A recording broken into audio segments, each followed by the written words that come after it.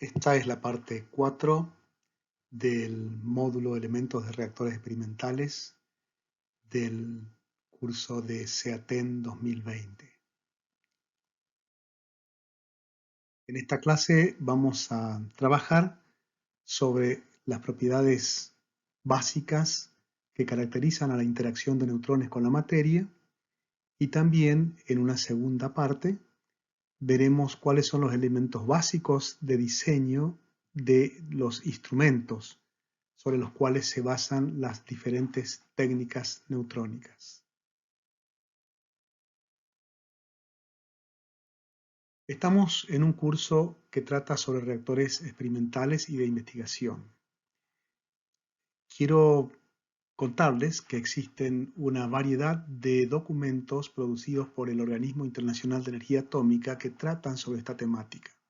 En particular, quería traer a conocimiento de ustedes este documento, este informe técnico del Organismo Internacional de Energía Atómica, que fue producido en febrero del 2014 y se llama precisamente Aplicaciones de Reactores de Investigación.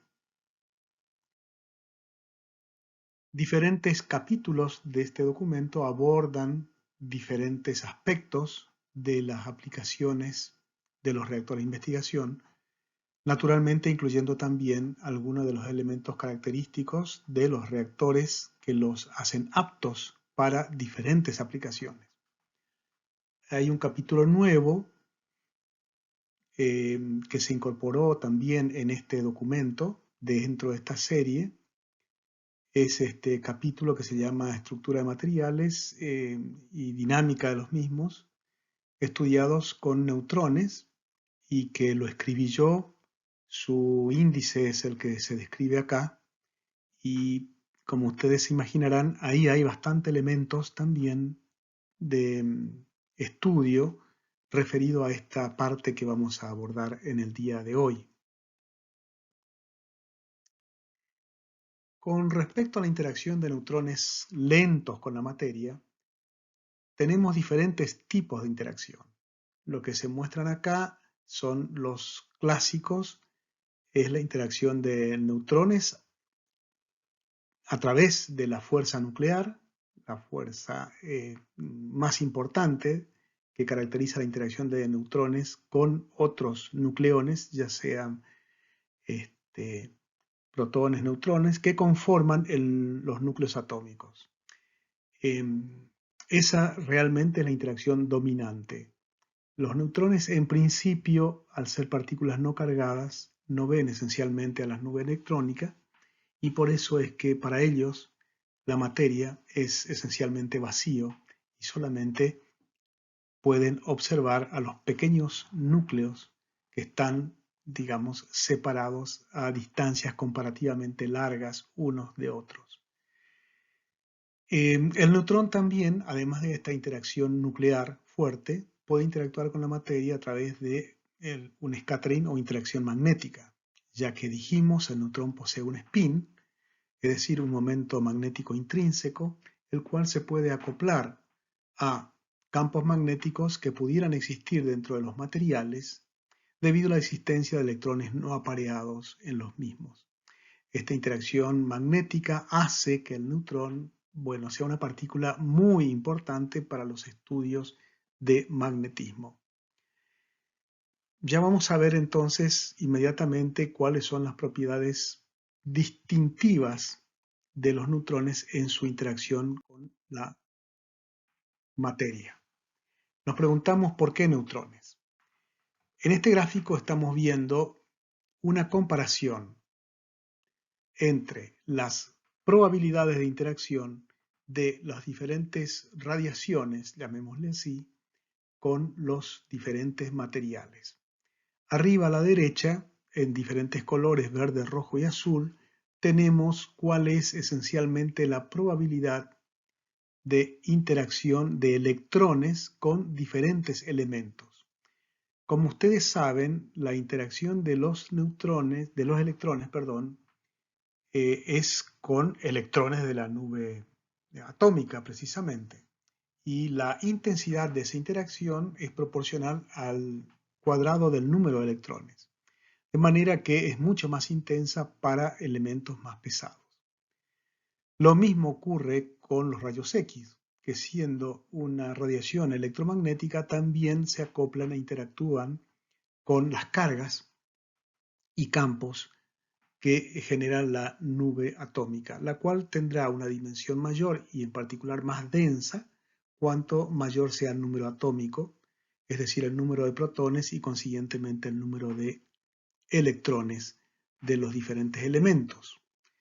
En cambio, en el caso de los neutrones, porque su interacción es de índole nuclear, es decir, los neutrones interactúan con los núcleos atómicos, en este caso no existe ninguna correlación definida con el número atómico. Esto entonces quiere decir que incluso, como se ve ahora en este gráfico a la izquierda y abajo, la interacción de los neutrones, que está en color verde, puede llegar a ser muy intensa o bastante intensa incluso para materiales que no son necesariamente los más pesados. Fíjense de nuevo otra vez cómo la interacción de los rayos X con los diferentes elementos aumenta a medida que aumenta el número atómico. Cuadráticamente debería aumentar el área de esos círculos si es tal área representara la intensidad de la interacción, cuadráticamente con el número de electrones de cada elemento. En el caso de los neutrones, vemos que no. En particular vemos que los neutrones pueden observar, pueden ver de manera muy clara e intensa a los núcleos de hidrógeno, a los núcleos de carbono, a los núcleos de oxígeno, a pesar de que, digamos, el número de nucleones es relativamente pequeño, pero eso no importa para los neutrones porque la probabilidad de interacción es una característica propia que está definida por el núcleo de cada uno de esos elementos.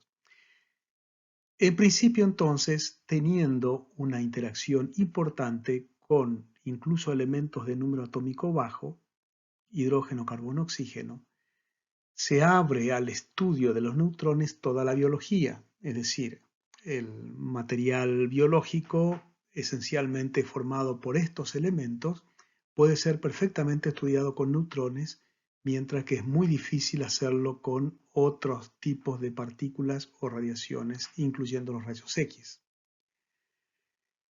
Es interesante decir también que debido a que la interacción es con un núcleo y sabiendo que diferentes isótopos de un mismo elemento en realidad tienen diferentes núcleos, ocurre que el neutrón puede diferenciar diferentes isótopos de un mismo elemento. Así entonces, por ejemplo, la dispersión de neutrones por el hidrógeno es muy diferente a la dispersión de neutrones por deuterio. El núcleo de deuterio, como ustedes saben, tiene un neutrón y un protón, mientras que el hidrógeno es simplemente un protón. La probabilidad de interacción es muy diferente con estos dos isótopos del mismo elemento hidrógeno. Eso ya ustedes saben entonces que las propiedades neutrónicas de transporte y en definitiva las secciones eficaces de dispersión de neutrones por hidrógeno, como en el agua liviana, es muy diferente a aquellas propiedades del agua pesada. Así que entonces los neutrones tienen esta característica muy especial que no teniendo una correlación definida con el número atómico, como sí lo tienen los rayos X, pueden observar y ver claramente núcleos correspondientes a átomos de número atómico muy bajo, pueden diferenciar entre isótopos de un mismo elemento y también pueden diferenciar entre elementos muy cercanos en la tabla periódica, digamos, con número atómico en particular muy cercano. Esto, de nuevo, otra vez, es muy difícil verlo con rayos X porque la dispersión es muy similar, mientras que con neutrones uno puede claramente discernir entre la dispersión o efectos de la dispersión en algún compuesto, por ejemplo, o sistema molecular que pueda contener elementos muy cercanos desde el punto de vista de su número atómico. Y para completar esta descripción primera de propiedades de los neutrones, es interesante decir que, habiendo reconocido la capacidad de discernir entre dispersión por isótopos de un mismo elemento y también entre núcleos de elementos de muy cercano número atómico, estas propiedades son normalmente explotadas para reemplazar ciertos átomos en un dado compuesto o en un sistema molecular por otros isótopos del mismo elemento que va a dispersar de manera muy diferente y que, sin embargo, por ser el mismo elemento, tienen propiedades químicas muy similares. Muy concretamente, es muy usual en el caso de la biología que si uno está estudiando moléculas complejas y desea analizar y estudiar en particular propiedades de una, digamos, de una dada proteína, se puede enriquecer un conjunto de hidrógenos de esa macromolécula con deuterio. Se puede reemplazar directamente hidrógeno por deuterio y de esta manera se pueden prender y apagar diferentes partes de esa macromolécula y estudiar entonces las funcionalidades separadas que pudieran tener a través de esto que se llama sustitución isotópica.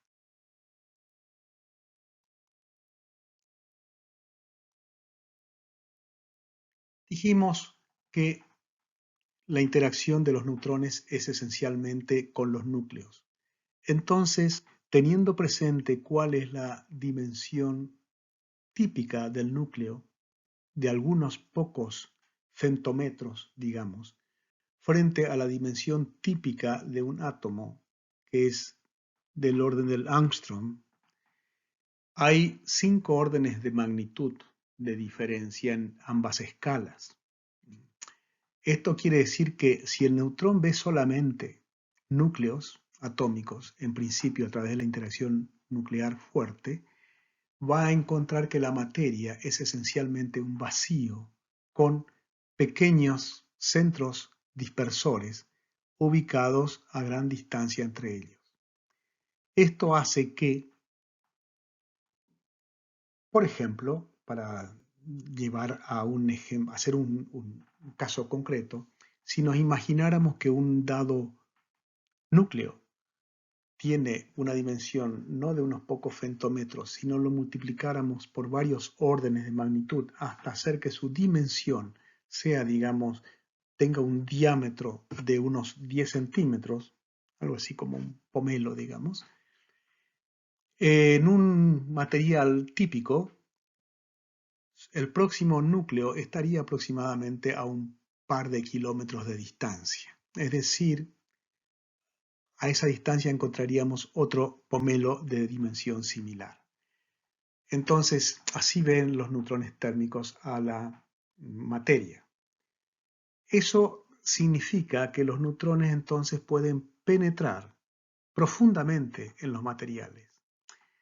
Es casi paradojal el hecho de que, si bien su interacción es fuerte con los núcleos, hay tan pocos núcleos dentro de ese espacio que, en definitiva, la interacción efectiva es débil y por lo tanto el neutrón térmico puede penetrar profundamente en la materia.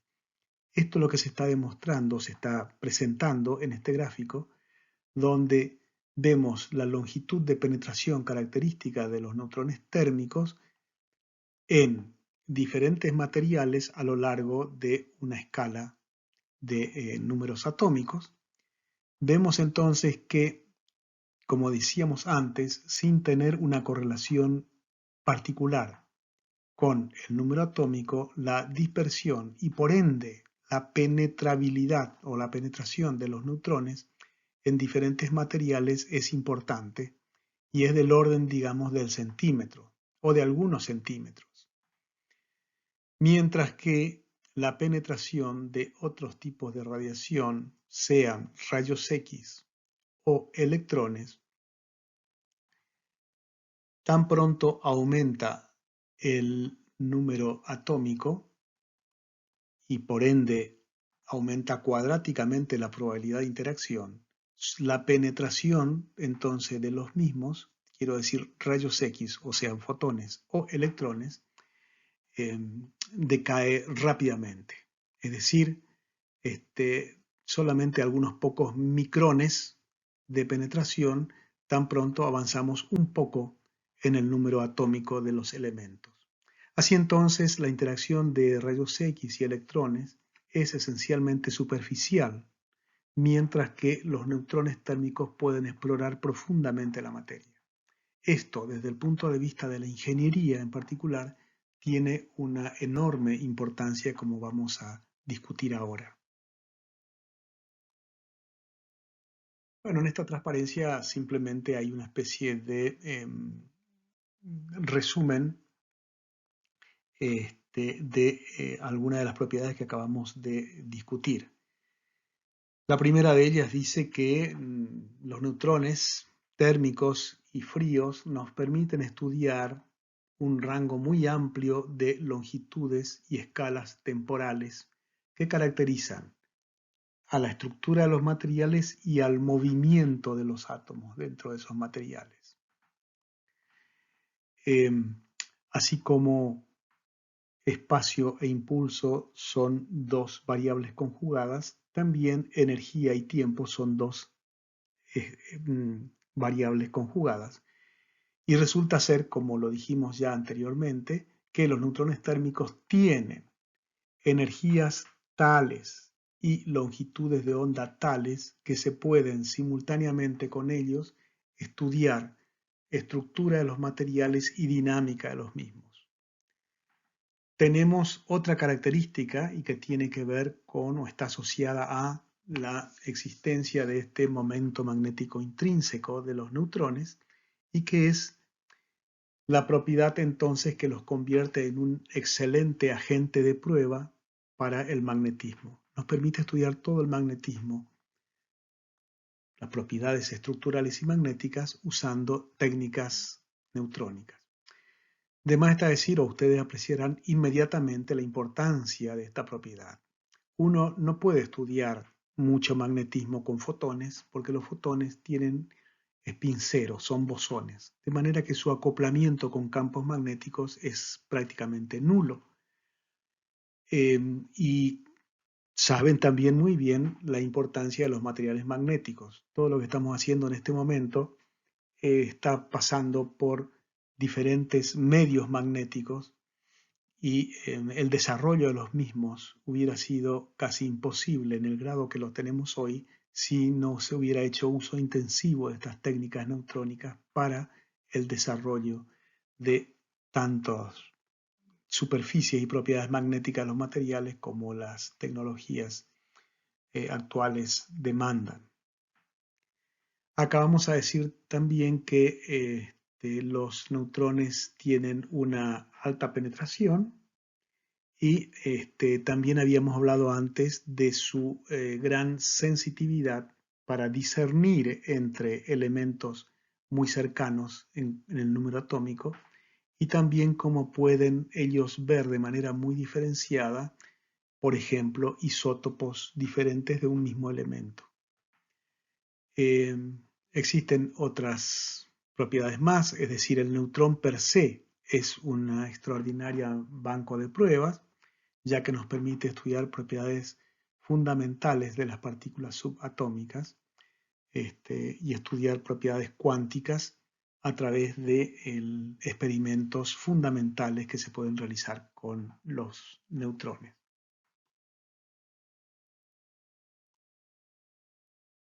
Así entonces, ¿para qué se usan los neutrones? Como dice acá, la dispersión o scattering de neutrones por gases líquidos y sólidos nos da información sobre la estructura de estos materiales.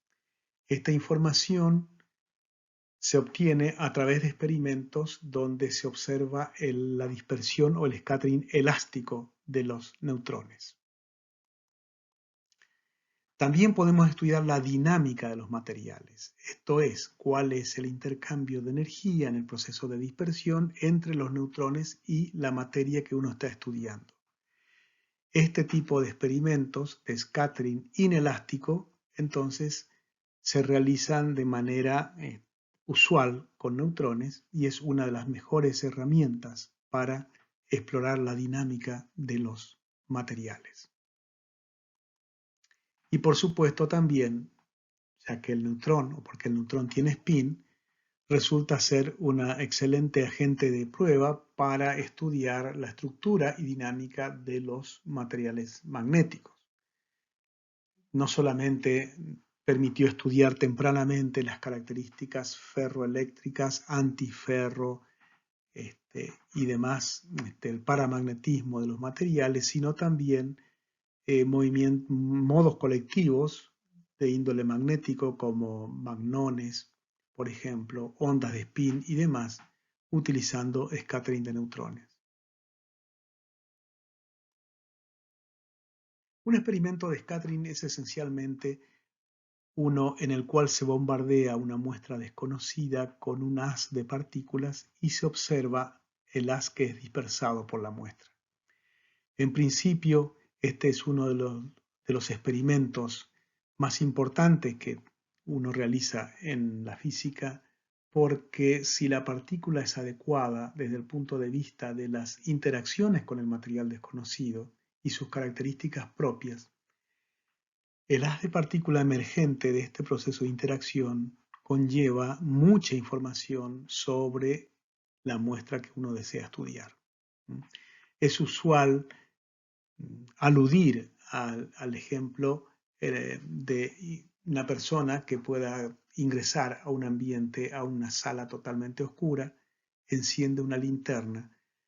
Los fotones emitidos por esa linterna van a ser reflejados por los objetos de la sala y los fotones dispersados y detectados por nuestros ojos nos van a brindar información primaria sobre un conjunto de propiedades de esos objetos que inicialmente estaban oscuros, mejor dicho, eran invisibles antes de que lo exploremos con ese haz de luz de nuestra linterna. Y así podríamos decir algo, inferir o imaginarnos si el objeto es un objeto pesado o no, qué forma tiene, si es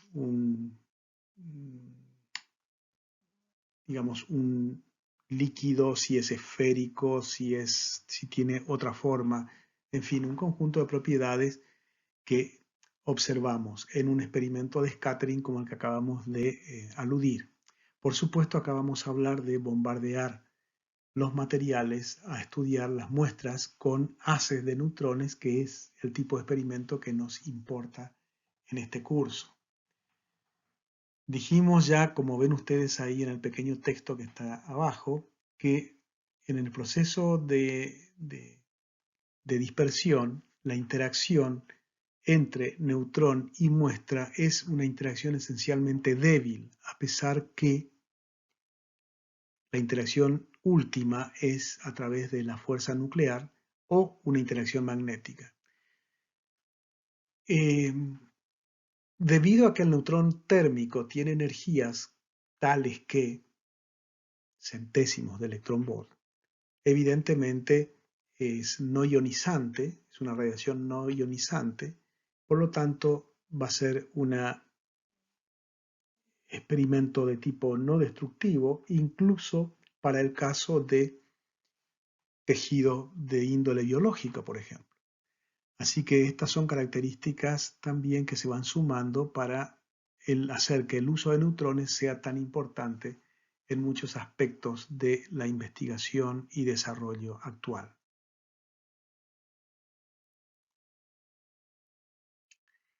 Aquí tenemos lo que vendría a ser la representación de un proceso de interacción básico, de un haz de neutrones que inciden sobre una muestra o blanco, como se muestra en este pequeño dibujo, y luego neutrones que emergen de ese proceso.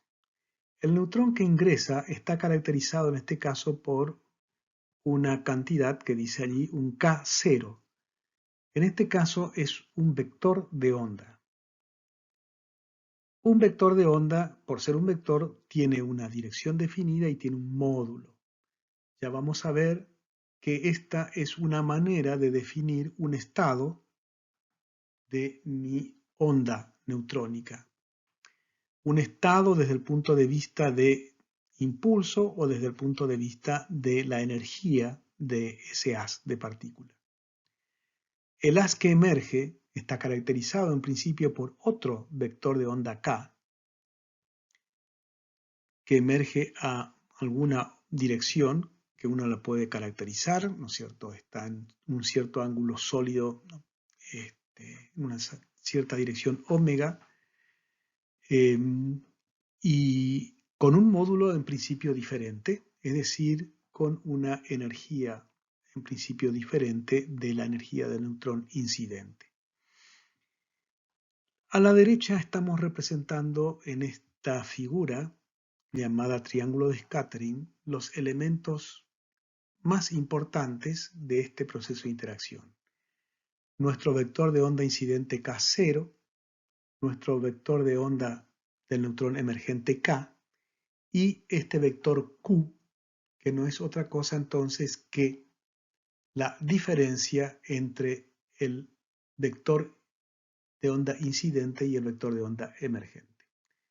Q se va a llamar un vector de scattering.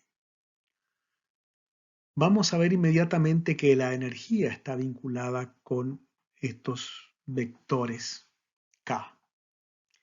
Y por lo tanto, vamos a ver rápidamente qué condiciones se deben satisfacer en un proceso de scattering. Porque vamos a imaginarnos que tenemos a un neutrón o una onda neutrónica y una muestra. Ese es el estado inicial del problema que tenemos que resolver. Incluso uno lo puede plantear en términos cuánticos. La ecuación de Schrödinger que uno tiene que resolver cuánticamente va a tener esos ingredientes. Un hamiltoniano que me va a caracterizar totalmente a mi blanco, en principio, y una partícula moviéndose libremente en una dirección que la lleva a colisionar, a interactuar con ese blanco. Ese es el estado inicial del problema y existirá un estado final donde en principio tendré un blanco caracterizado por otro estado del mismo hamiltoniano, pero otro estado que no era el estado inicial, y al neutrón también caracterizado por otro vector de onda K, que no era el inicial.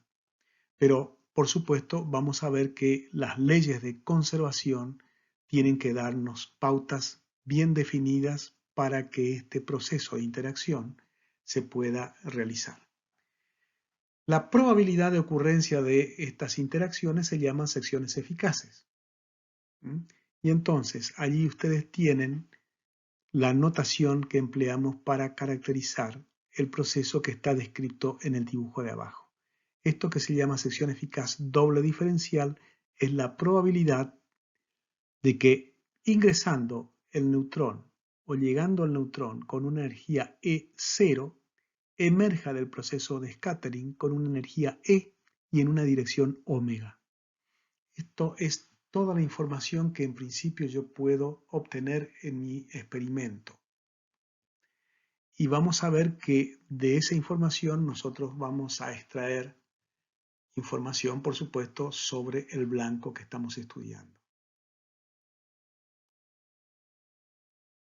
Así entonces, esto es una suerte de resumen hasta acá de lo que podemos hacer con neutrones y naturalmente estamos imaginándonos que los neutrones que utilizamos han sido generados o provienen de un reactor de investigación, un reactor experimental. ¿Sí? Recordemos que esta es una de las misiones, no la única.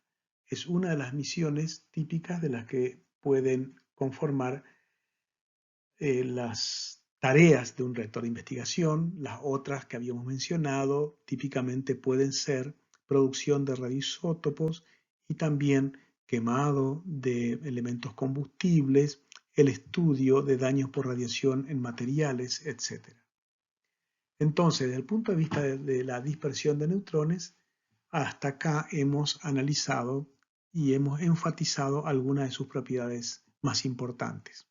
Que los neutrones térmicos tienen longitudes de onda y energías cinéticas que les permiten compararse con las distancias interatómicas de los materiales y las energías de las excitaciones típicas de los materiales respectivamente.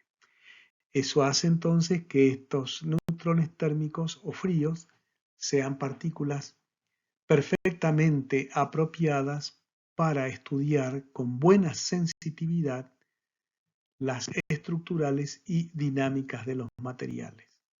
Porque, por ejemplo, yo podría decir, puedo estudiar muy bien la estructura de ciertos materiales, aleaciones y demás con rayos X. Eso es perfectamente cierto y de hecho lo que deberíamos hacer siempre que necesitamos conocer la estructura de una cierta aleación es usar rayos X. Es mucho más barato y tenemos alguna buena máquina, difractómetro de rayos X, seguramente muy a mano, muy cerca de nuestro laboratorio. El uso de neutrones es mucho más complejo y caro. Pero bien, un fotón que tenga una longitud de onda del orden del Angstrom, como un neutrón térmico, la energía de un tal fotón es de decenas de miles de electronvolt, decenas de kevs. Se imaginan entonces que ese fotón de ninguna manera podrá observar movimientos o excitaciones en la materia que sean del orden del mili o centésimos de electronvolt, porque con semejante energía difícilmente pueda discriminar valores tan pero tan pequeños de cambios de energía. Por eso es que con rayos X yo no puedo estudiar la dinámica de los materiales porque de hecho le saco fotos. Es tan rápida, es tan corto el tiempo de interacción, tan breve el tiempo de interacción, porque la energía de ese fotón es tan alta que solamente le saco fotos a la materia y no puedo observar cómo se mueven los átomos en ese material. Hablamos también de las propiedades que tienen los neutrones de discernir entre diferentes isótopos, incluso de un mismo material, de un mismo elemento, y obviamente también entre elementos de número atómico muy cercano. En particular, que puede ver muy bien aquellos elementos livianos que son los que conforman el material o el tejido biológico, y así entonces toda la biología está disponible y se abre para el estudio con neutrones. Tiene un momento magnético, lo cual permite todos los estudios del magnetismo en los materiales, y además, por tener esta característica primaria de interacción con los núcleos atómicos, los neutrones penetran profundamente en la materia y eso le da posibilidades enormes de estudiar materiales que están en lo que nosotros llamamos ambientes hostiles, es decir, materiales o muestras que pueden estar dentro de un horno o dentro de un crióstato o dentro de una celda de presión, muy difícilmente accesibles con otros tipos de radiación, pero no con neutrones, los cuales pueden atravesar las paredes de un crióstato o de un horno o incluso de una celda de presión, interactuar con la muestra, emerger atravesando de vuelta todas esas paredes y brindarnos información sobre las propiedades de la muestra que realmente uno quiere estudiar. Estas son algunas de las características únicas de los neutrones que vamos a discutir después en una próxima clase o entrega, de qué manera son explotadas en alguna de las aplicaciones más nuevas del scattering de neutrones por los materiales.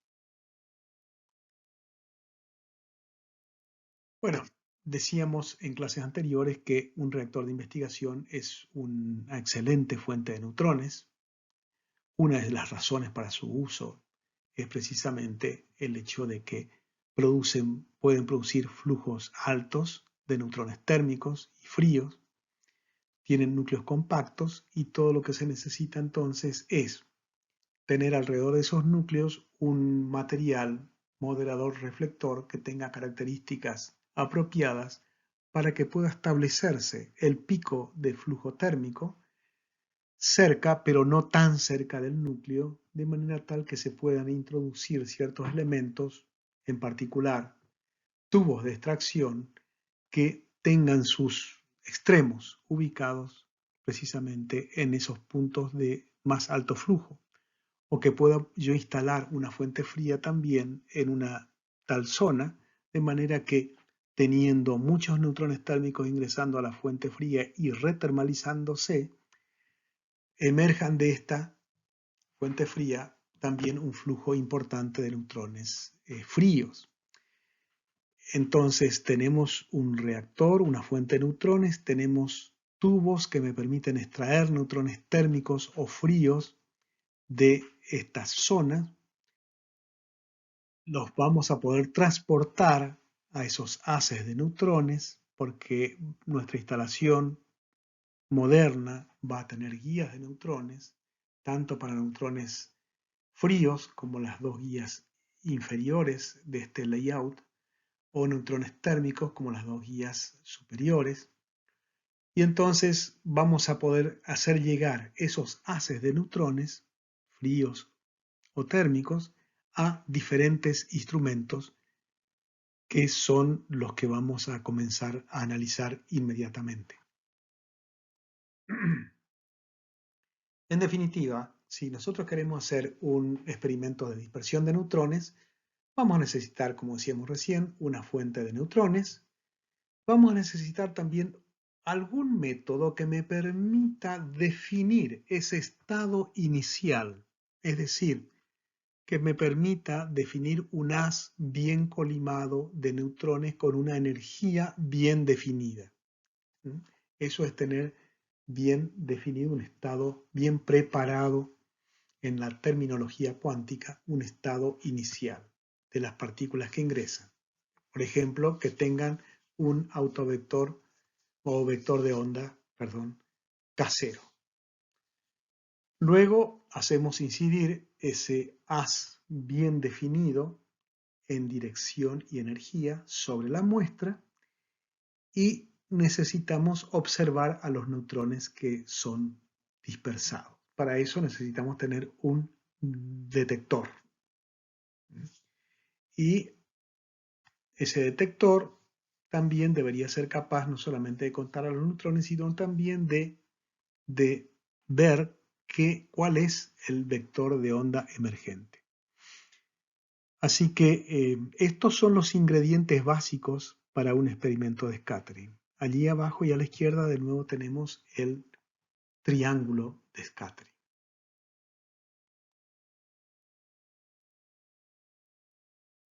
Si bien en principio la configuración de tales experimentos es muy simple, en la práctica resulta ser que por razones tecnológicas uno no puede explorar con un único instrumento un amplio rango de transferencias de impulso y un amplio rango de transferencias de energía. ¿Qué es lo que quiero decir con esto? Yo no puedo estudiar con un dado difractómetro, con un dado instrumento para medir estructuras, no puedo estudiar estructuras con muy diferentes distancias interatómicas, por ejemplo, porque ellas van a requerir diferentes longitudes de onda y por lo tanto voy a requerir neutrones térmicos o neutrones fríos. Tampoco en algunos casos, si yo solamente quiero mirar estructura, ese instrumento está optimizado para obtener esa información, pero no va a estar optimizado para decirme cuál es la dinámica del material. Esto quiere decir que yo voy a tener en principio una diferencia entre dos clases de instrumentos básicos. Aquellos instrumentos que están diseñados para medir la dispersión elástica ¿sí? Como dice allí arriba. Esos instrumentos se van a llamar difractómetros y otros instrumentos que están diseñados principalmente para observar la dispersión inelástica. Estos son los que me van a dar información sobre la dinámica de los materiales. Vamos a detenernos un poquitito en estas relaciones que tenemos ahí abajo. Lo que aquí tenemos nuevamente escrito es lo que llamamos la conservación de momento o impulso. El vector de scattering Q está definido como el K final menos el K inicial. Y por otro lado, si bien ahí dice E, imagínense que dice delta de E, igual a una serie de constantes, la constante de Planck, la masa del neutrón, y luego tenemos K final al cuadrado menos K inicial al cuadrado. Esa constante por un K al cuadrado es el valor de energía. Esto quiere decir que ese delta de E entonces es el cambio de energía del neutrón incidente comparado con el neutrón emergente. Entonces, en el proceso de interacción, el neutrón que sale va a tener en principio un impulso diferente y en principio va a tener una energía diferente. Lo que debe conservarse en todo el proceso es el impulso y la energía del sistema neutrón blanco.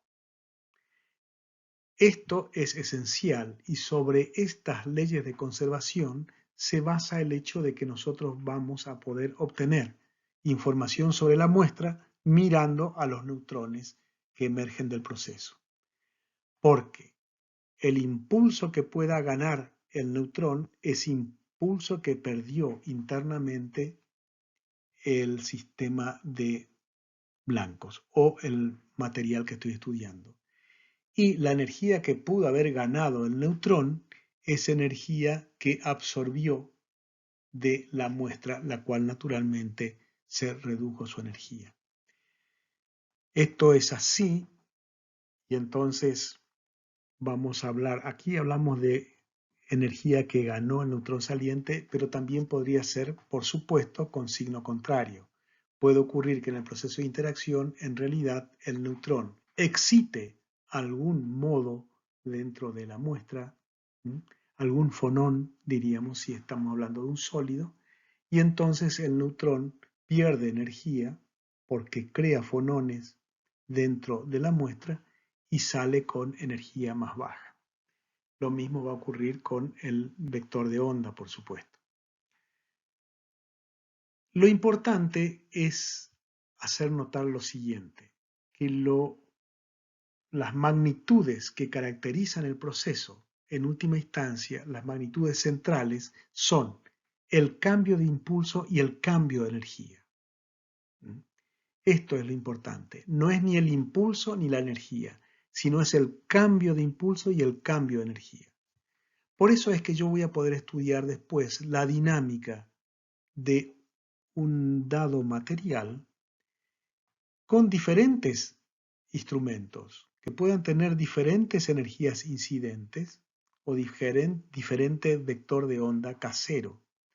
Pero lo que me va a importar es cuál es la diferencia de energía entre el neutrón que emerge y el incidente, lo cual tendrá que, si es la misma, a pesar de que el par K incidente, K emergente es diferente, pero si la diferencia es la misma, si Q es igual, entonces voy a estar explorando la misma zona de estructura del material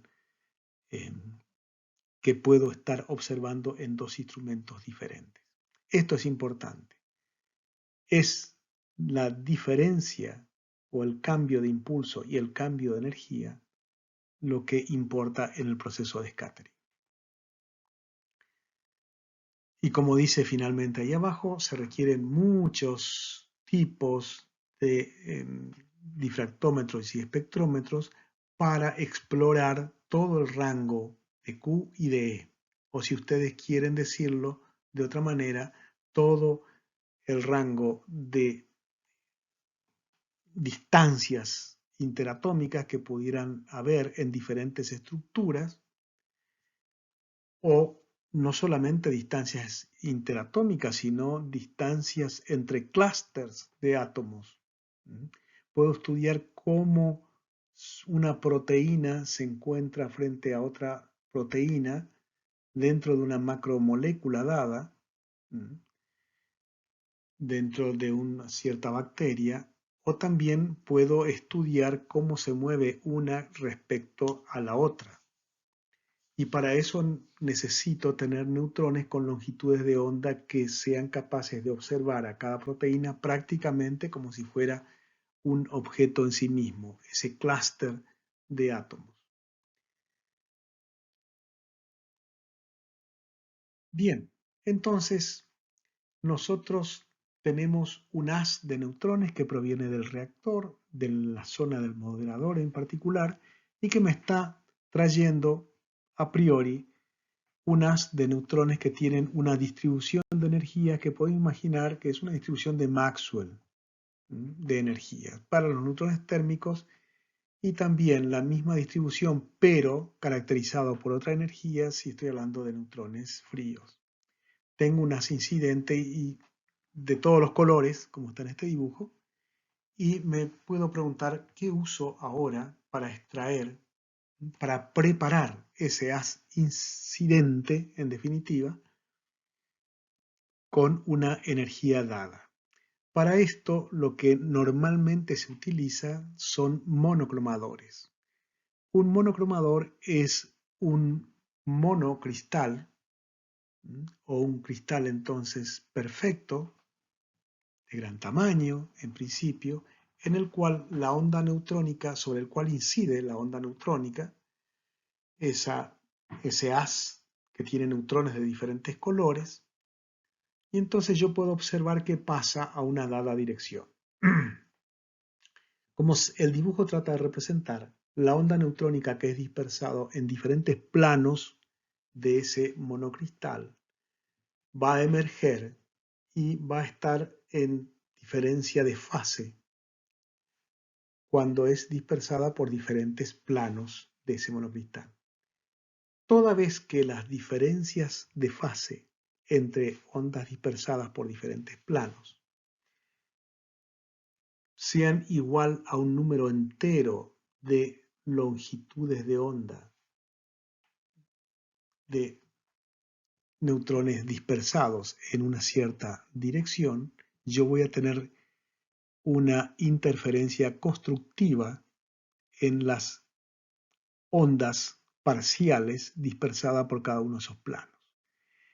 Esto quiere decir que, en definitiva, para un dado material que esté caracterizado por una distancia interplanar d, como se indica allí, a un dado ángulo de dispersión, ese material va a ser capaz de producir un haz en esa dirección que va a estar muy fuertemente incrementado en su intensidad para una dada energía o una dada longitud de onda, como se muestra en esas fórmulas que están a la derecha. Hablar de energía o longitud de onda es la misma, nada más que la longitud de onda que va a sufrir esa interferencia constructiva en un material que tenga una distancia interplanar d va a ser aquella que es dispersada en un ángulo teta, como está ahí. Es decir, lambda igual a 2d seno de teta es la longitud de onda que, para ese ángulo en particular, va a hacer que las ondas dispersadas por los diferentes planos cristalinos de ese material se refuercen en intensidad, ¿no es cierto? Interfieran constructivamente, eso es más apropiado decir, van a estar en fase, van a estar en fases siempre y cuando entonces haya un número entero de lambdas tales que sean igual a 2D por seno de tita. ¿Está claro? Entonces, lo que estamos acá analizando es este dispositivo que vamos a llamar monocromador y que está esencialmente constituido por un monocristal de algún material apropiado y que es el que tendrá entonces la capacidad de recibir un haz incidente multicolor, digamos, con diferentes longitudes de onda, y me va a emitir a una dada dirección un haz que está caracterizado esencialmente por una dada longitud de onda que satisface esto que llamamos la ley de Bragg, satisface la ley de Bragg y entonces tengo una energía definida en una dirección definida. Esto quiere decir un vector de onda bien definido. Esto es lo que consigo, por ejemplo, con un monocromador. Todo lo que yo acabo de decir, por supuesto, es bajo la hipótesis de sistemas perfectos. Las cosas no son tan perfectas nunca.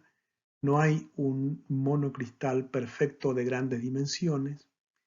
Existen cristales que están conformados por microcristales muy bien ordenados entre sí, simulando un gran monocristal, pero que no están exactamente ordenados, tienen un grado de mosaicidad entre ellos y por lo tanto ese haz que es dispersado en un ángulo dado con una energía dada, en realidad va a tener una pequeñísima dispersión en energía. Pero esto es un dato de la realidad solamente. Lo importante es que este dispositivo, el monocromador, es uno que me permite caracterizar, digamos, preparar el haz que realmente va a incidir sobre mi muestra en un experimento de scattering. Estas son algunas fotos de lo que es un monocromador.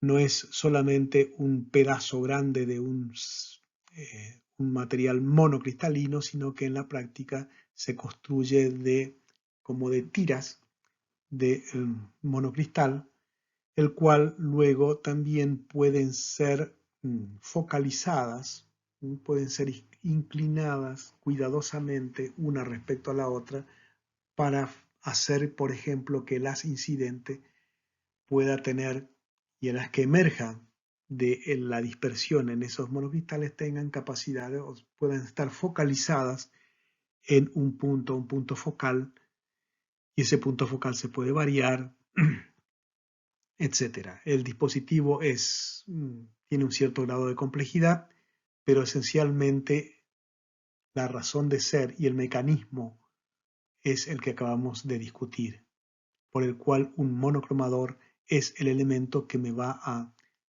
producir un haz monocromático de neutrones.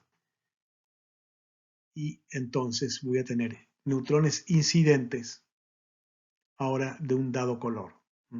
Teníamos nuestra fuente, el reactor, mejor dicho, el moderador, que puede ser el moderador térmico o el moderador frío de una fuente fría que me está trayendo, me está transportando los neutrones de diferentes colores. Pongo un monocromador y emergen a un dado ángulo apropiado lo que llamamos neutrones incidentes ya con un vector de onda casero perfectamente preparado. Esos neutrones con un casero van a incidir sobre la muestra y van a ser dispersados. ¿Por qué hay diferentes colores? Por lo que decíamos antes, en ese proceso de scattering los neutrones pueden ganar, perder o salir con la misma energía. Por eso es que a pesar de que tenía un K0 fijo inicial cayendo sobre la muestra, los K que emergen de la muestra podrán tener una energía igual, menor o mayor que el incidente. Es decir, de nuevo tengo haces de diferentes colores y eso es lo que me está conteniendo la información sobre estructura y dinámica de los materiales.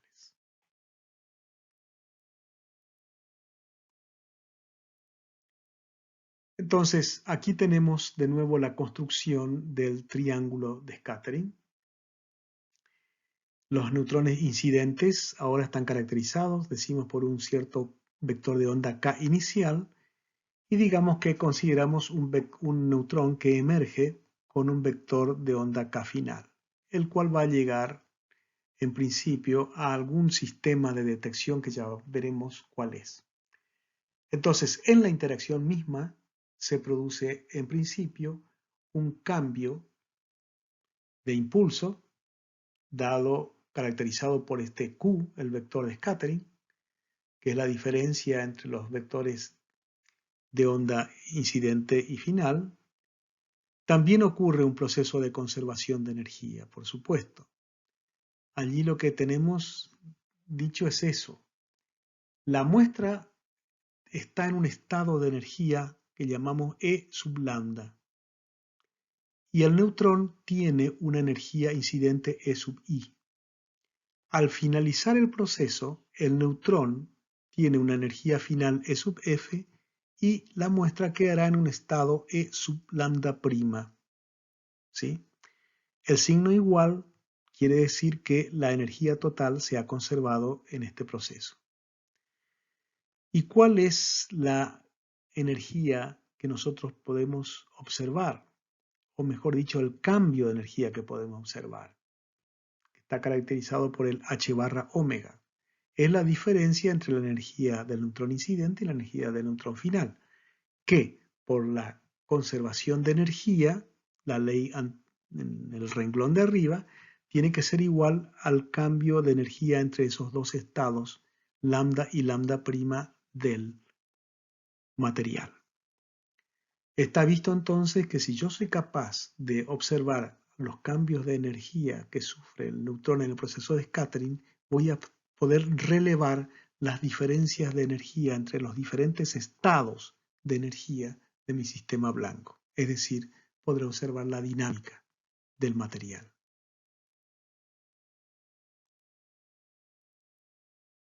Esto es el proceso típico de difracción. Ese neutrón incidente es dispersado por la muestra y nosotros ponemos un detector y observamos los neutrones que son dispersados en un cierto ángulo de scattering 2θ. Por supuesto, como dijimos antes, los neutrones que emergen del proceso tienen diferentes longitudes de onda o tienen diferentes módulos de vector de onda, ya que estamos en una dada dirección. Todos esos neutrones están saliendo en la misma dirección, pero pueden tener diferentes vectores de onda porque algunos de ellos ganaron energía, otros perdieron, otros quedaron igual. Y todos vienen a parar al detector. Mi detector cuenta los neutrones que reciben que han sido dispersados en ese ángulo de scattering 2θ, pero no hace ningún otro análisis de energía final. Solamente cuenta el número de neutrones dispersados en esa dirección. Ese proceso ahora toma forma en este instrumento que se llama entonces difractómetro. Acá sigue siendo un sketch, pero ya tiene los ingredientes básicos de un instrumento real. Un difractómetro es esencialmente lo que ustedes están viendo ahí.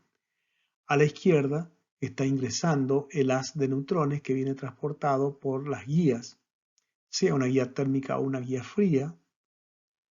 Vamos a repasar los elementos que tiene. Dice un beam shutter, es decir, tengo una puerta para abrir o tapar ese haz. Por supuesto, en la realización del experimento él está abierto para que yo pueda hacer el experimento, pero si yo quiero cambiar muestras y cosas por el estilo, lo que necesito es cerrar el haz.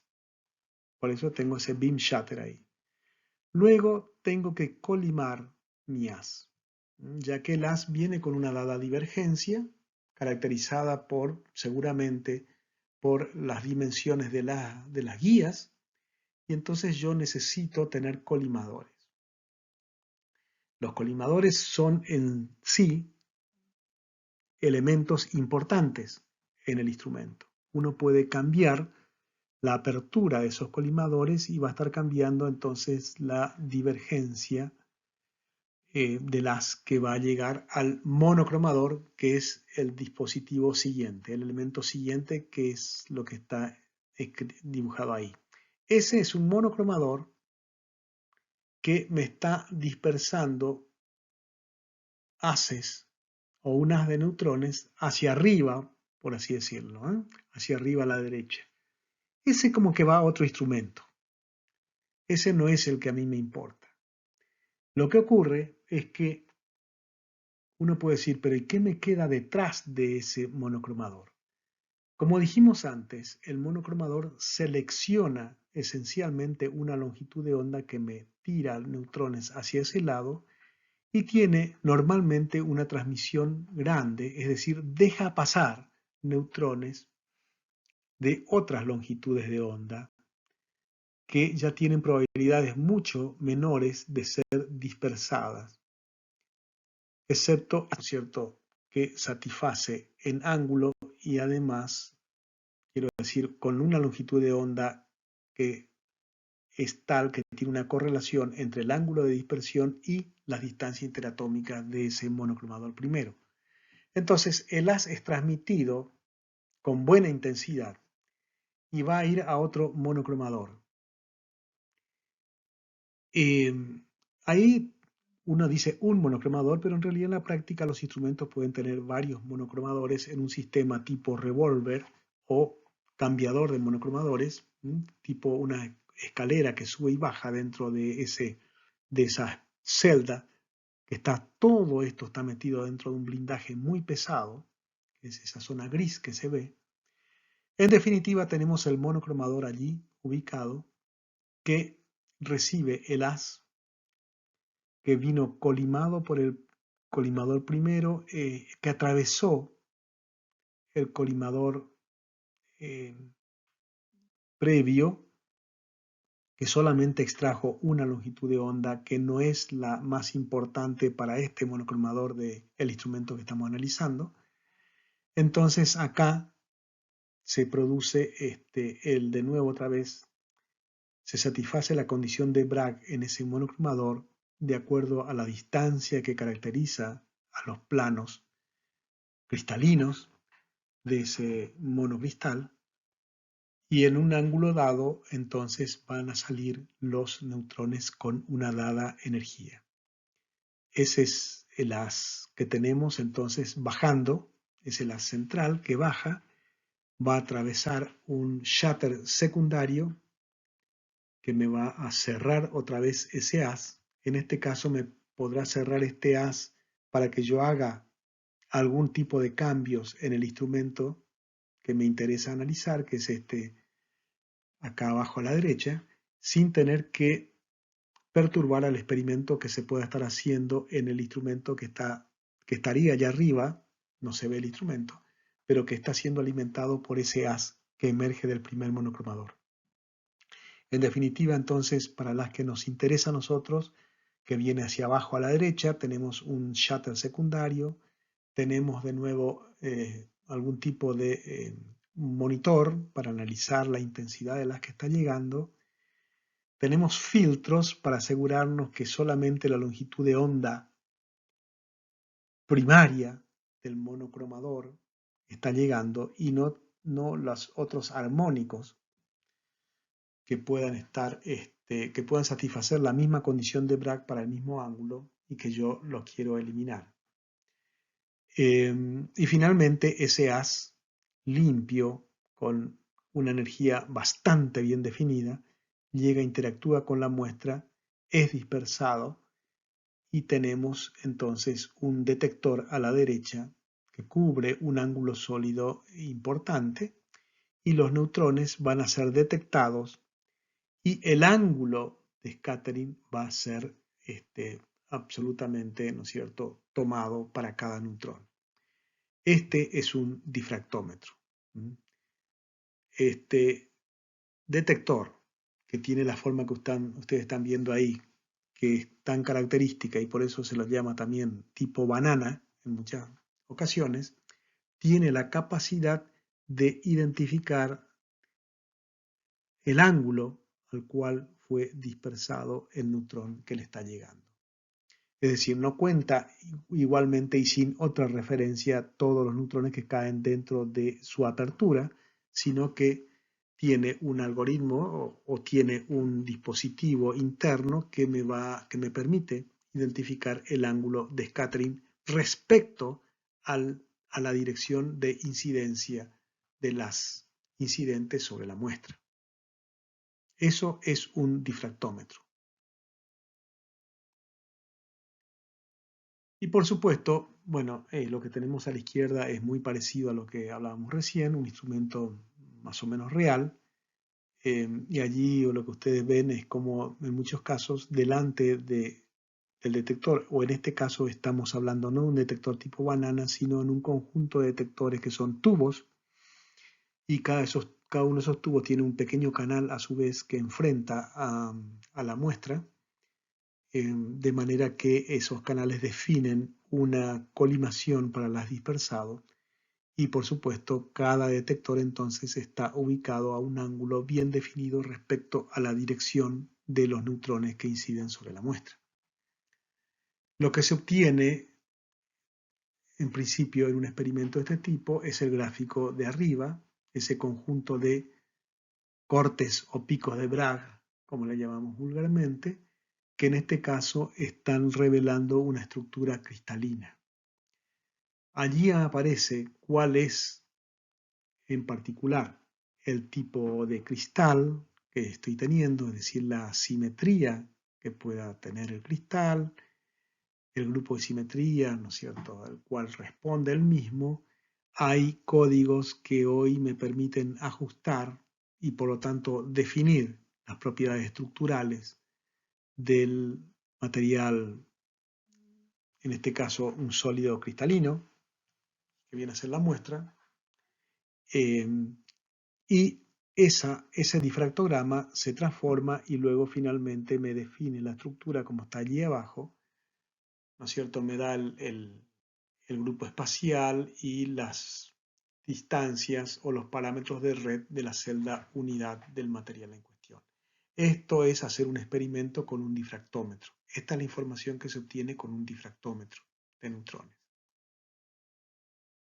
La otra gran clase de experimentos que se hacen con neutrones son aquellos llamados de dispersión inelástica, y donde todo es similar a lo que vimos antes para un difractómetro, pero ahora me interesa saber cuántos neutrones son dispersados de la muestra. Es decir, ese haz que es dispersado a un dado ángulo, que tiene diferentes colores, esos diferentes colores me están queriendo representar diferentes longitudes de onda, es decir, diferentes energías. Pero ¿cuántos de cada una de las diferentes energías están llegando?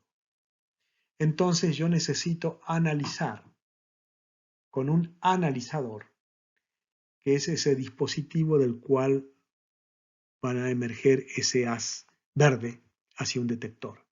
Ese dispositivo rectangular allí, que se llama analizador y cuya foto está a su lado, es esencialmente similar al que está a la izquierda y que hemos llamado antes monocromador. Es decir, el analizador es otro material, otro bloque monocristalino, material apropiado, que de nuevo, a través de la ley de Bragg, me permite seleccionar ahora de la dirección de ese haz multicolor hacia la dirección del bin verde. Allí hay un cambio de energía. De nuevo, puedo entonces, a través de la aplicación de la ley de Bragg, puedo decir de el haz multicolor estoy seleccionando qué color estoy seleccionando. Y entonces el detector me está ahora midiendo cuál es la intensidad de neutrones de color verde, digamos. Y para explorar intensidades de otros colores, lo que yo tengo que hacer es mover ese analizador y simultáneamente mover el detector, por supuesto manteniendo siempre el ángulo 2θ fijo, y entonces yo voy a satisfacer la condición de Bragg en el analizador al mover el ángulo para otra longitud de onda. Y entonces voy a poder estudiar, no ahora el haz verde, sino digamos el haz rojo, la parte roja del haz multicolor, y voy a poder medir la intensidad de ese haz rojo que viene dispersado también 2θ. Yo muevo todo este movimiento del analizador y el detector es al único efecto de ver cuántos neutrones de cada color han sido dispersados por la muestra en la dirección 2θ. Habiendo recorrido este segundo sistema de analizador-detector, habiendo barrido sobre un ángulo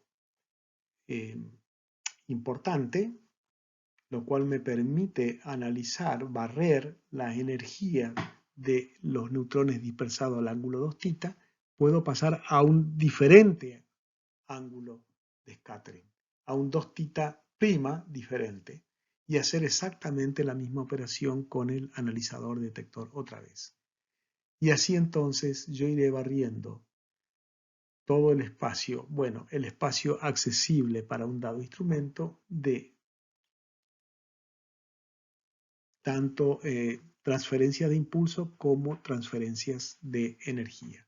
Esto es un experimento de scattering inelástico. Es decir, yo no solamente mido cuántos neutrones salieron en una dada dirección 2θ, sino que también analizo cuántos había en esa dirección de las diferentes energías que están dentro del haz dispersado al ángulo 2θ.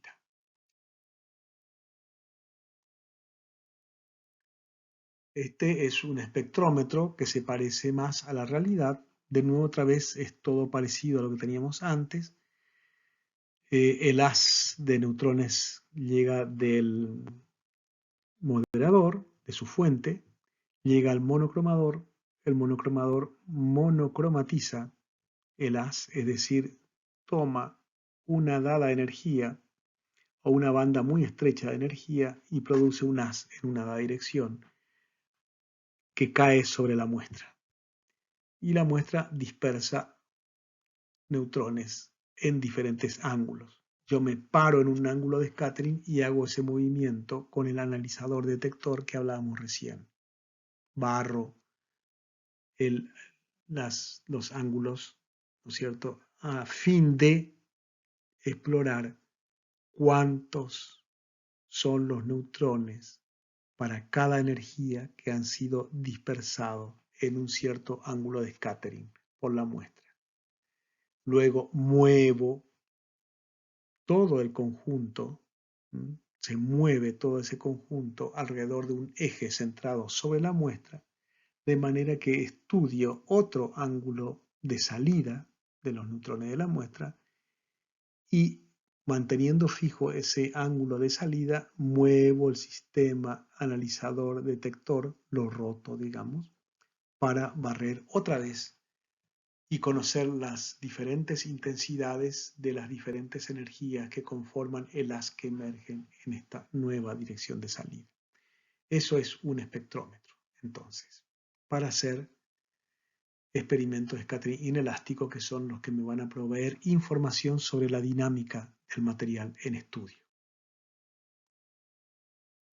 Entonces, repasando un poco, tenemos a nuestros instrumentos primarios, difractómetros o espectrómetros, que tienen diferentes elementos o ingredientes que los caracterizan. Tenemos, por supuesto, guías que me traen los neutrones de las fuentes.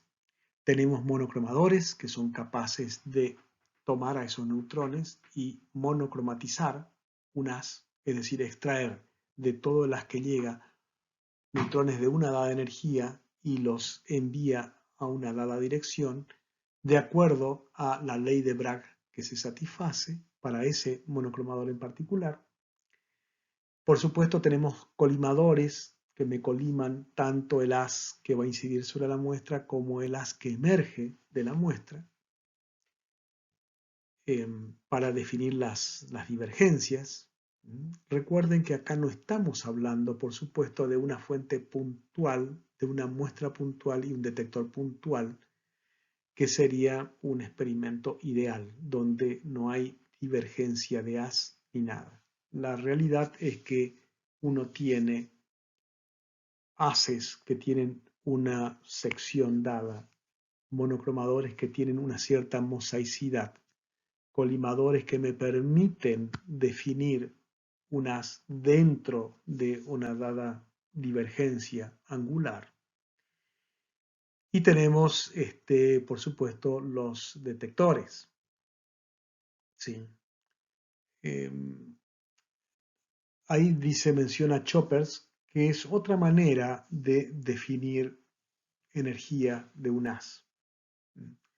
¿Cómo puedo definir energía de un haz? Puedo cortar el haz, cortarlo, producir pulsos del haz, nada más dejar pasar pulsos de ese haz y contar el tiempo que le lleva a ese pulso para llegar, para volar los neutrones sobre una distancia dada. Es decir, ahí estoy usando también técnicas de tiempo de vuelo. Pero no nos vamos ahora a introducir en esas complejidades porque son diferentes técnicas esencialmente para definir cambios de energía simplemente.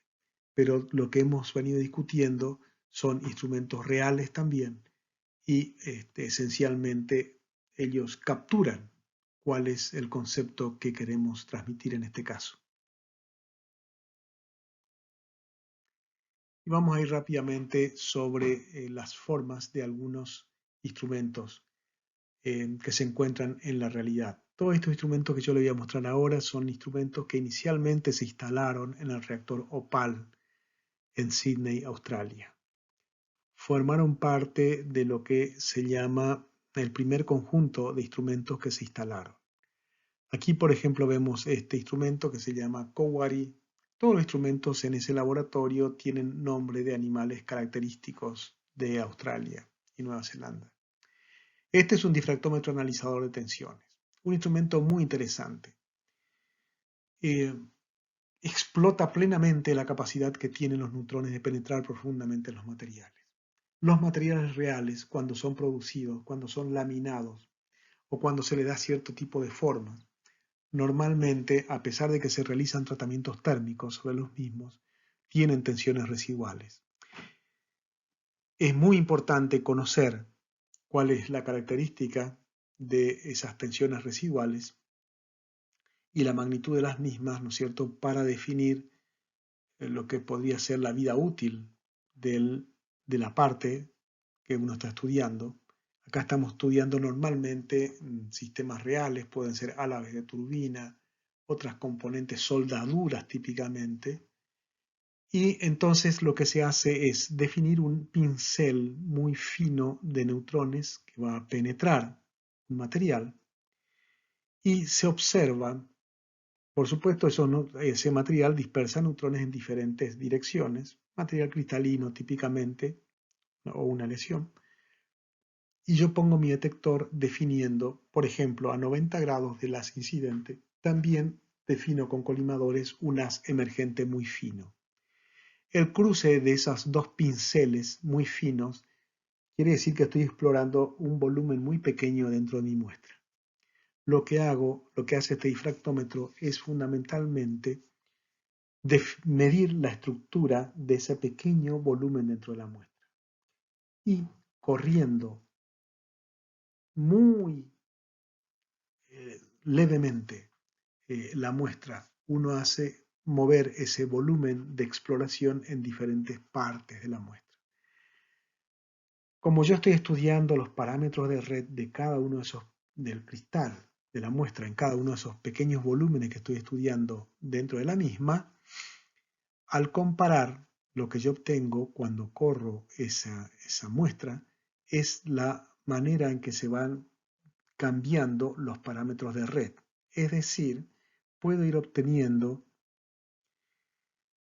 todo un tensor de tensiones dentro del material. El conocimiento de esta información, que no se puede obtener de ninguna otra manera, es sumamente importante desde el punto de vista de la ingeniería.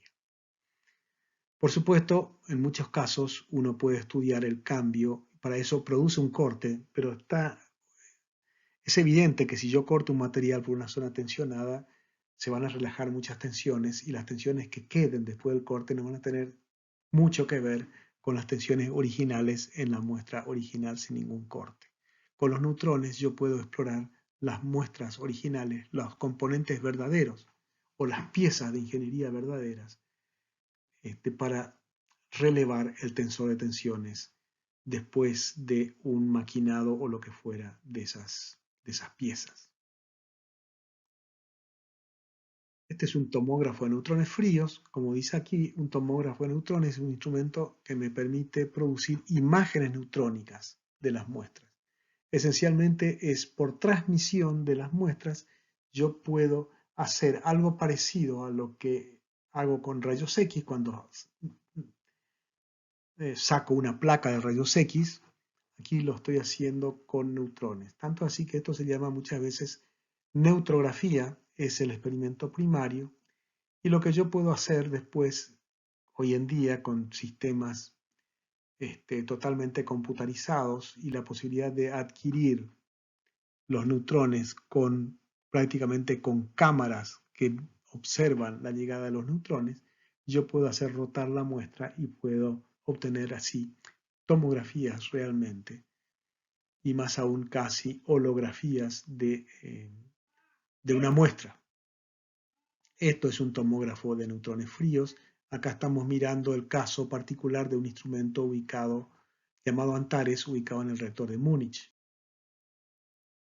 Un difractómetro de polvos de alta resolución es algo esencialmente parecido a lo que ya discutimos. No me voy a detener más acá. Observen ustedes que esencialmente es la configuración que ya hemos visto. Y esto me permite estudiar estructuras complejas.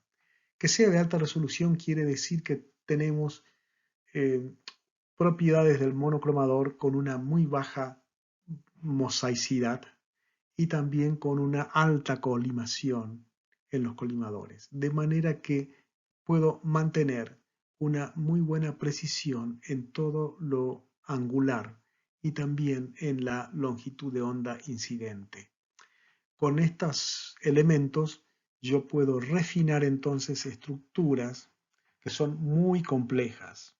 Para eso necesito que mi difractómetro tenga alta resolución y esto se consigue, como le acabo de indicar recién, trabajando sobre los monocromadores y sobre los colimadores esencialmente, también sobre los detectores, por supuesto.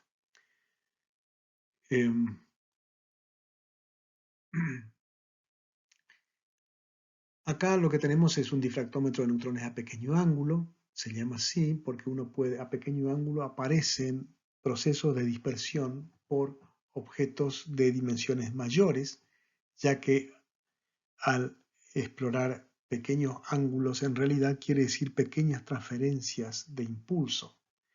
Pequeñas transferencias de impulso, de nuevo piensa en un momento en ese triángulo de scattering que recién hablábamos, y donde yo puedo tener un muy pequeño ángulo entre el vector de onda incidente y el vector de onda emergente, de manera que el Q de ese triángulo es muy pequeño. Y si yo estoy hablando de pequeña transferencia de impulso, quiere decir que puedo estar explorando valores grandes de su variable conjugada, es decir, variable espacial. Objetos grandes puedo estudiarlos en su estructura, entonces, utilizando este difractómetro de neutrones a pequeño ángulo. Es muy grande el instrumento, está muy alejado de la muestra el detector. Toda la zona donde viajan los neutrones dispersados tiene que estar evacuado y por eso este gran tanque hasta el detector que está en el fondo. Porque necesito tener la capacidad de observar los neutrones dispersados a ángulo muy pequeño. Un espectrómetro es esto, es un difractómetro como hemos visto antes. Ya tienen ustedes la muestra. allí en el medio tenemos el haz que nos está llegando de su fuente a un monocromador. Ese monocromador puede girar, a eso le llama primer eje, digamos. Ese monocromador puede girar de manera tal de satisfacer la ley de Bragg a diferentes ángulos. Pero normalmente uno lo utiliza a ángulos característicos para explotar algunas de las longitudes de onda que son más reflejados por el material del monocromador que yo tengo puesto ahí. Luego va a la muestra. La muestra, por supuesto, también es lo que se llama, define el segundo eje. La muestra también puede rotar. Y sobre ese eje, en realidad, lo que me importa es notar que voy a observar neutrones que son dispersados a diferente ángulo y se van a dirigir hacia el analizador. El analizador está en el centro de ese círculo verde, un tipo blindaje que tenemos más abajo, y luego tenemos detectores que van a observar los neutrones que son dispersados por el analizador. El proceso entonces es el que ya discutimos antes. Este instrumento que vemos acá es el instrumento SICA del Instituto Bragg, vinculado al reactor OPAL en Australia. Y sirve esencialmente para medir la dinámica de los materiales en experimentos de scattering inelástico. Un reflectómetro, no me quiero detener mucho acá, es un instrumento que, utilizando de nuevo las propiedades de reflexión de neutrones lentos, neutrones fríos, puede darme información sobre las propiedades superficiales o de interfase de diferentes materiales. Más detalles lo pueden ir directamente a estudiar o a observar en la página de este instrumento dentro de la página, a su vez, del Instituto Bragg. Acá tenemos un difractómetro de polvos de alta intensidad. Esto es esencialmente parecido a lo que ya vimos antes, a ese difractómetro de polvo de alta resolución. Allá, para obtener la alta resolución en aquel instrumento, dijimos teníamos que utilizar monocromadores muy especiales, con muy baja mosaicidad y también un alto grado de colimación para que los haces incidentes y reflejados por la muestra tengan una divergencia muy pequeña, un alto grado de colimación. En este proceso de colimación, como ustedes se pueden imaginar, uno pierde muchos neutrones.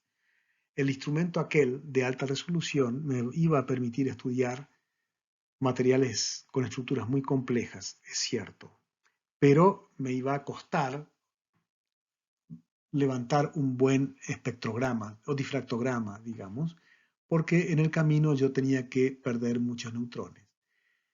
Este instrumento, por el contrario, tiene aperturas mucho mayores, es decir, no va a tener la misma resolución espacial que el otro difractómetro. La resolución se mide en lo que se llama delta D sobre D, es decir, la capacidad de resolver los picos de Bragg separados, ¿sí?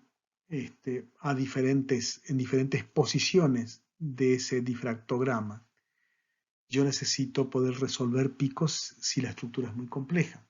Si en realidad mi estructura no es particularmente compleja, yo no necesito tener un difractómetro de alta resolución en el cual estoy tirando o desaprovechando muchos neutrones. Yo puedo relajar las condiciones de resolución y en cambio puedo aumentar grandemente la intensidad de los neutrones y por lo tanto hacer experimentos mucho más rápidos. Esto es importante si, por ejemplo, yo quiero estudiar cambios estructurales a medida que yo estoy cambiando, por ejemplo, presión o temperatura de un dado material. Hacer ese tipo de estudios los puedo hacer en tiempo real utilizando un difractómetro de polvos de alta intensidad, por ejemplo.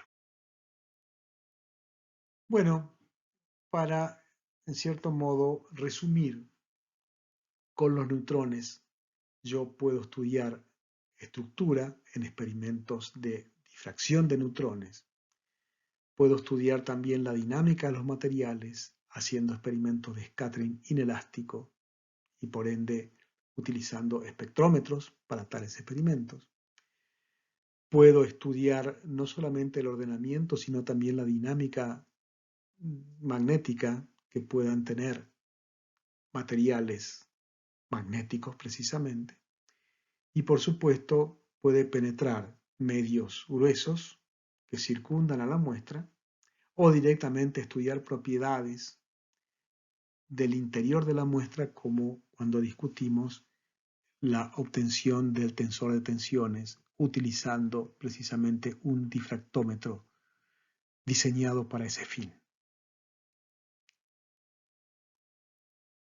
Así que, bueno, con este abanico de propiedades únicas de los neutrones y también con el desarrollo de instrumentos que están orientados a explotar las propiedades de los neutrones para estudiar, como dijimos, estructura y dinámica, realmente se pudo avanzar grandemente tanto en la ciencia básica en principio, como después en investigaciones aplicadas y desarrollos tecnológicos.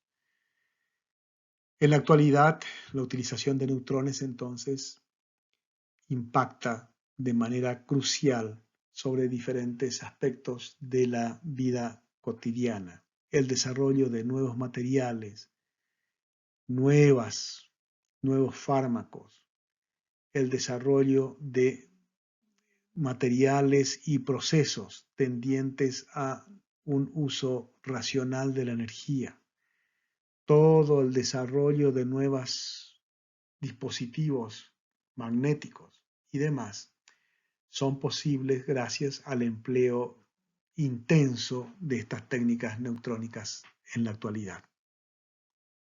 Bueno, con esto llegamos entonces al final de nuestra cuarta parte del curso de elementos de reactores experimentales.